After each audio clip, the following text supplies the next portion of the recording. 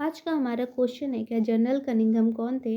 वह हड़प्पा के महत्व को समझने में किस प्रकार चूक गए? हड़प्पा सभ्यता, जो कि भारत की सबसे प्राचीन सभ्यता थी, उनके महत्व को यह नहीं समझ पाए। तो सन 1861 ईस्वी में भारतीय पुरातत्व विभाग की स्थापना कलकत्ता में हुई थी, जिसके पहले महानिदेशक अलेक्जेंडर कनिंघम थे। वह हड़प्पा के महत्व को समझने में असफल रहे। इसके बहुत सारे कारण थे, जो भी कारण है उत्तरदायी है निम्न। उन्होंने केवल लिखित प्रमाणों पर विश्वास किया। वे समझते रहे कि उस समय जो लिखित सामग्री थी वैदिक काल के बारे में, वही सबसे प्राचीन है।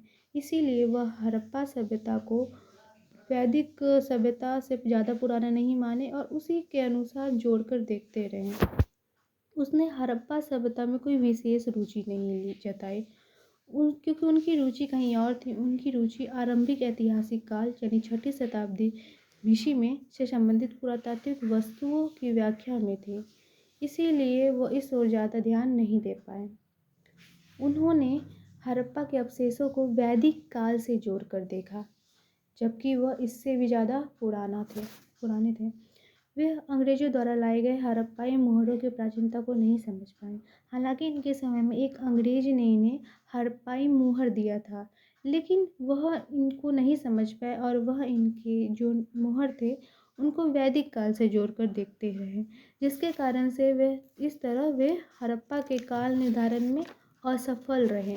वे उन्हें ज़्यादा पुराना नहीं मानते रहे। एक विशेष बात और यह भी थी कि उसने हड़प्पा सभ्यता को कोई बड़ी नहीं बल्कि छोटी सी सभ्यता समझा, और इन्हीं सब भूल के कारण वे हड़प्पा सभ्यता को समझने में भूल चूक कर गए। तो उपयुक्त पूर्वाग्रह यानी ऊपर लिखे गए जो भी पूर्वाग्रह मतलब कि जो भी उन्होंने अपने मन में अवधारणा बनाई थी, उसके चलते वे हड़प्पा के महत्व को नहीं समझ पाए एवं इस ओर अपना ध्यान भी नहीं दे पाए।